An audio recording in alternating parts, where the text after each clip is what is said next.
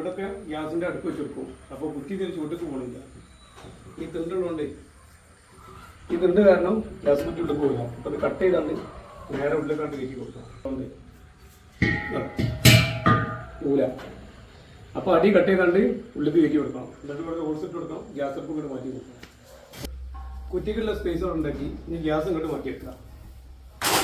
അതിനാണ് നമ്മൾ ഇന്നലെ ഇതിൻ്റെ ഭാഗം കട്ട് ചെയ്ത് ഒഴിവാക്കി. ഓടിച്ചിട്ടിട്ട്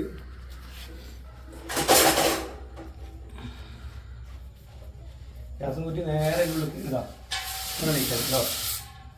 അതിൻ്റെ ഉള്ളിൽ പോയി നേരെ നീറ്റാക്കുക. സിമ്പിൾ പരിപാടി ഉള്ളൂ.